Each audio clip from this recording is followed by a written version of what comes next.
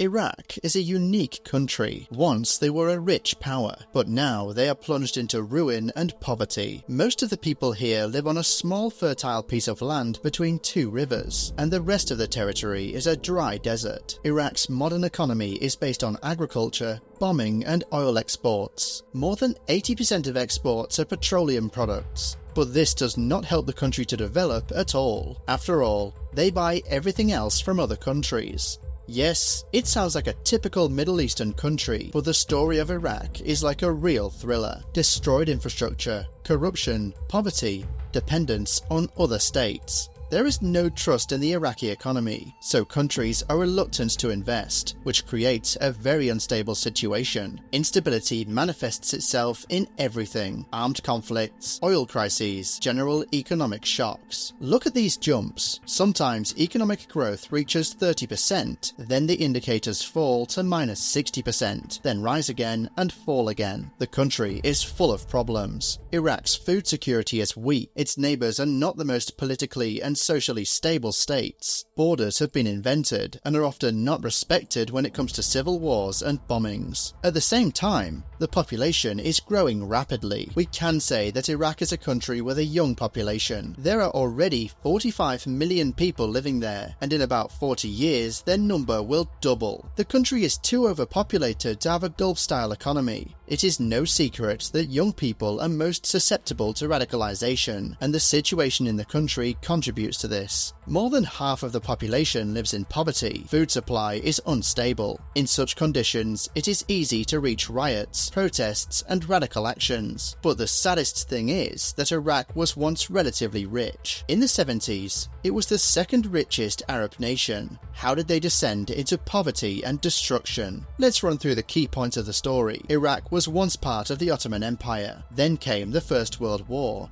in which Iraq was on the losing side and was divided by the British. A couple of decades later, in the 30s, the country became the Hashemite Kingdom. Then, World War II broke out, and Iraq suffered an economic collapse, like many other countries. But the main events happened next. Welcome to Iraq in 1958. It is still a young agricultural country, heavily dependent on oil. Until this year, Iraq could be considered a British colony, a monarchy, or even a quasi-feudal state. But in 1958, the country became a real experiment in the Middle East to create a state. The old monarchy was overthrown by the Republicans in a coup. Iraq has become a republic, free and independent. Truly free, not like in the 30s. This is an amazing moment in history. Iraq has never really been a full-fledged state before, not governed from the outside. Apart from several ancient Mesopotamian states, Iraq was almost always ruled by some foreign power. In addition, the territory was arranged strangely, with artificial borders that united Arabs in the south and Kurds in the north into one country. And in such a situation, who was to build a new Iraq of the future? This is Abdelkarim Qasem. Perhaps it was he who took the first steps towards the devastation that we see in Iraq today. Reminds me of someone, right? Despite his questionable choice of mustache, he did not really hate either the ethnic minorities of Iraq or the Soviet Union, although he dreamed of conquering neighbouring countries. But what was really done during his reign? Severing ties with the West in favour of the Soviet bloc, banning foreign companies from extracting Iraqi oil, the seizure of land owned by British oil companies, and the creation of a new Iraqi national oil company. Qasem was a staunch supporter of Iraqi nationalism. His dream was to create a united Arab-Kurdish state in the Middle East,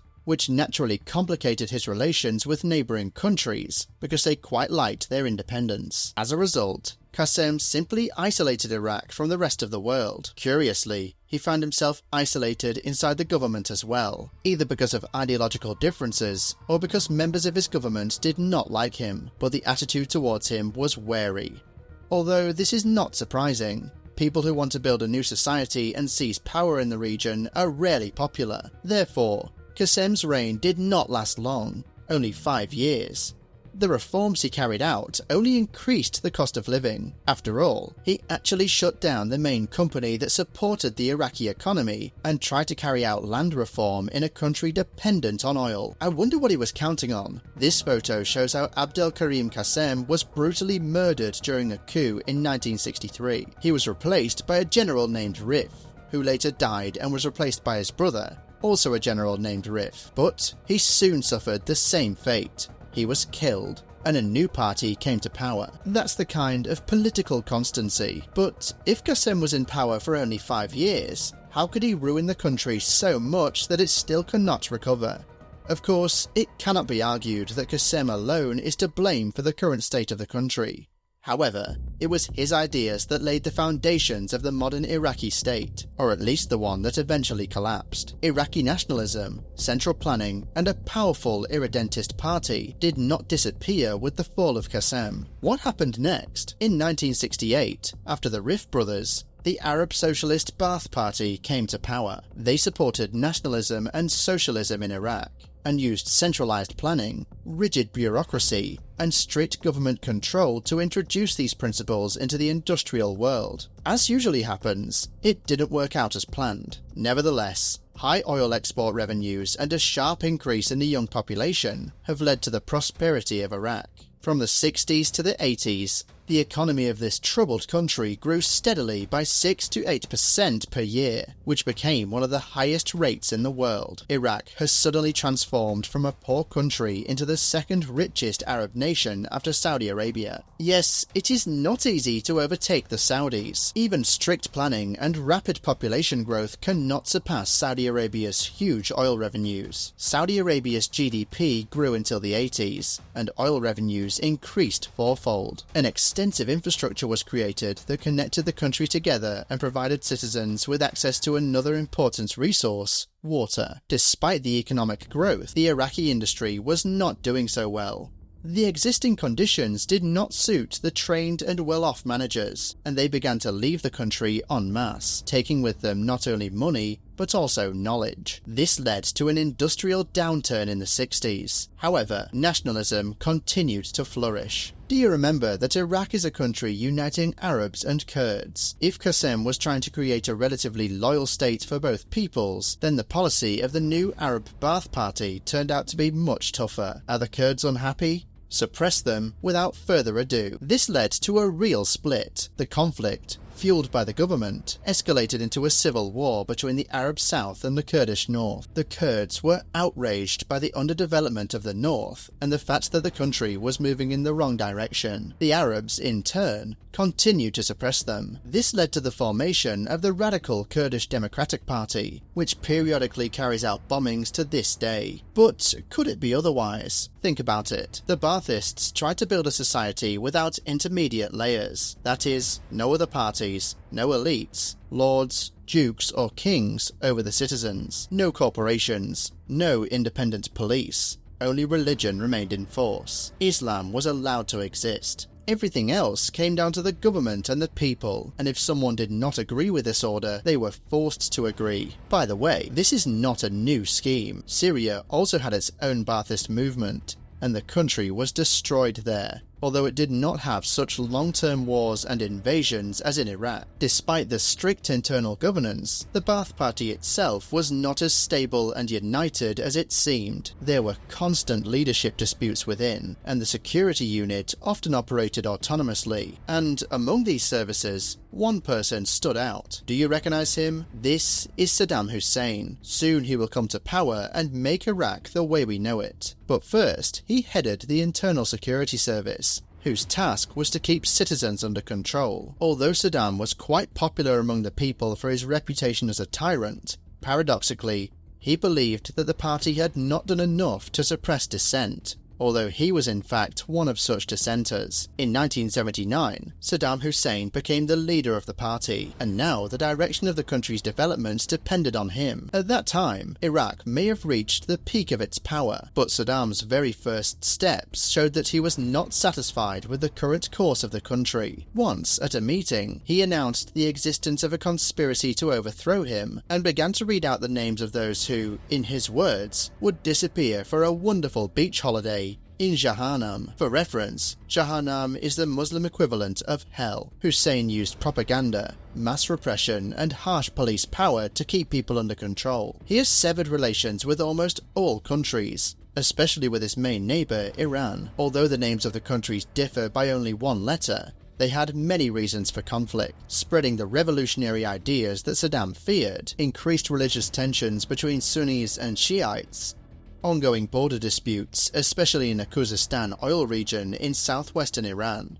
But, most of all, Saddam feared that Iran might be the first to attack Iraq. He did not want to risk internal stability, so he decided to act ahead of the curve. Interestingly, if he had not done so, and Iran had invaded Iraq a few years later, the Iranians would have had a geographical, demographic, and military advantage. However, at that time, Iraq had a strong army, and Iran was just recovering from the revolution. Saddam decided to seize the moment. Iraq attacked Iran for 2 months, after which the situation stalled for 6 long years. Even then, it seems to many that the war was pointless. By 1987, Iraq had finally achieved a numerical advantage and was trying to create weapons of mass destruction, mainly of a chemical nature. Although it was a dangerous weapon, it did not have a significant impact on the Iranian defense. The war ended in a draw in 1988. But the consequences were devastating. More than 1 million Iraqi soldiers and civilians were killed, and many villages were razed to the ground. The economy,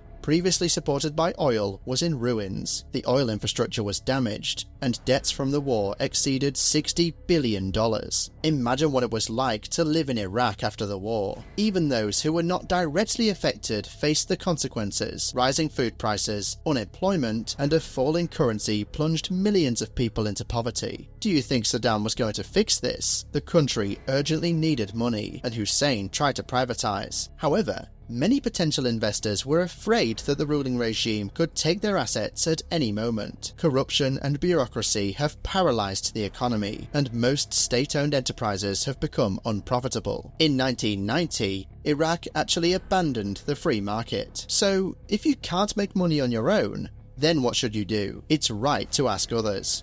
And if the country is in debt after the war, why not turn to its rich neighbours from the Persian Gulf countries? That's exactly what Iraq did, suggesting, maybe you'll forgive us the debt, it's only 60 billion.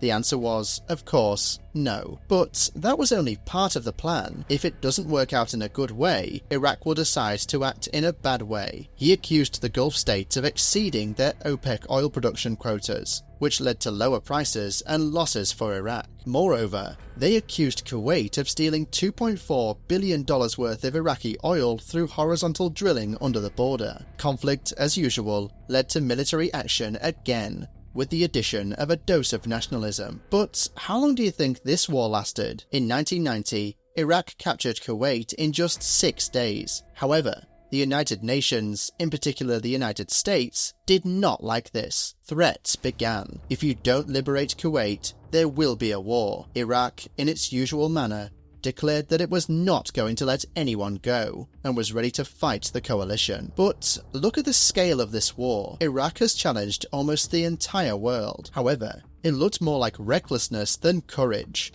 Operation Desert Storm lasted around 100 hours, enough to liberate Kuwait and restore the status quo.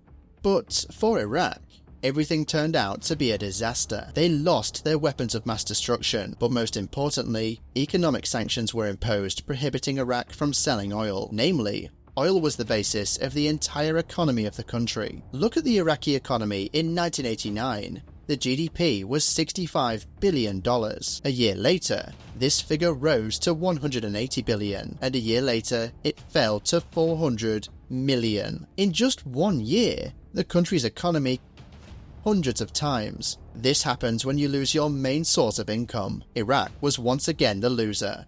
However, thanks to the UN Oil for Food program, they were allowed to partially trade oil. What was the price of all these events? During the Gulf War, $230 billion worth of infrastructure was destroyed. Iraq lost another $170 billion due to the embargo on oil sales. In addition, concerns about the creation of weapons of mass destruction led to new bombings in 1998, which further destroyed the country. On the screen, you can see footage of the disaster that shocked the world, the terrorist attacks of September 11, 2001. Terrorists hijacked 4 planes in the United States. 2 of them crashed into the Twin Towers of the World Trade Center in New York. 1 hit the Pentagon building, and the 4th crashed in Pennsylvania. The victims were 2,977 people. Al-Qaeda al-Qaeda claimed responsibility for the attack. It united the nation for one purpose: revenge. And Osama bin Laden became the main suspect. He looks like this. Doesn't really look like a European guy, does he? More like someone from the East, the Middle East. From that moment on, the United States launched an extremely aggressive military response. It didn't matter how many attempts they made, where they sent their bombs, or how often they hit the wrong target or even the wrong country. After all, bin Laden's official hideout was in Afghanistan.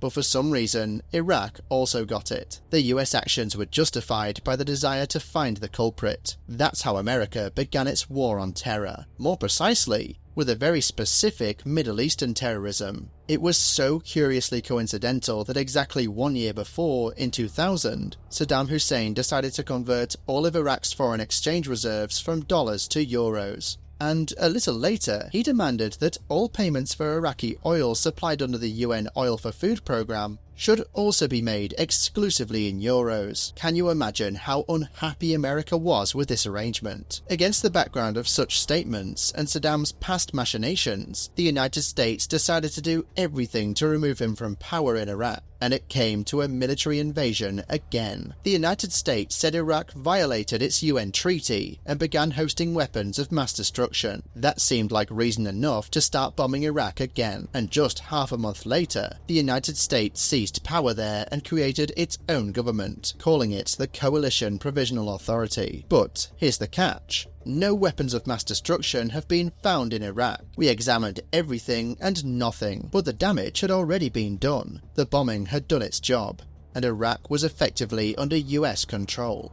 This went on for about a year. The sanctions were lifted, but it did little to help the destroyed country. The Iraqi economy collapsed into a complete collapse. The financial sector was inexperienced. Infrastructure was destroyed, corruption was rampant, food prices skyrocketed, millions were out of work, and the government simply stopped providing basic services. And the reason is not so much bad management as this. The endless bombing of a weakened country did not contribute to its recovery. Even more strangely, as soon as the United States destroyed one terrorist group, two new ones immediately appeared in its place. And so it went in a circle: Ba'ath militants, al-Qaeda, ISIS, uprising of Sunnis, Shiites, Kurds, and all this without end. New groups and the US obsession with creating a 100% terrorist-free zone led to the catastrophe of the invasion lasting until 2011. 100,000 Iraqis died, the country became impoverished, the government was dissolved, and the armed forces were disbanded. A terrible situation for the country, but a favourable ground for the formation of radical movements, wouldn't you agree? Hundreds of thousands of young, embittered, poor and trained soldiers living in poverty without an army and government. It was obvious that a wave of uprisings was coming. Iraq was first stirred up by the Arab Spring in 2011. Then, in 2014, the largest participants in the uprisings called themselves the Islamic State of Iraq, which later became known as ISIS. This radical group promised to overthrow Iraq's weak democratic government and build an entirely new state. They were also the first jihadist groups to become famous on social media. These guys were getting likes, comments and subscriptions everywhere, while doing terrible things. They killed, kidnapped, burned cities and seized the lands of non-Muslims. And in 2014, they captured a third of Iraq, including the second largest city, Mosul. In 2017, terrorism in Iraq began to subside, but the economy has not been able to recover after years of wars, conflicts and bombings. This is modern Iraq: instability, destruction, protests, militant groups. But I must say that the Iraqis are trying to eradicate corruption with the help of new political reforms. They're producing oil at a record high level and are generally growing. It seems that the collapse of Iraq began long before the US invasion. With all the wealth of its oil fields, this country is mired in a power struggle. The brutal governance within the country and the equally brutal elimination of such power eventually destroyed the once prosperous state.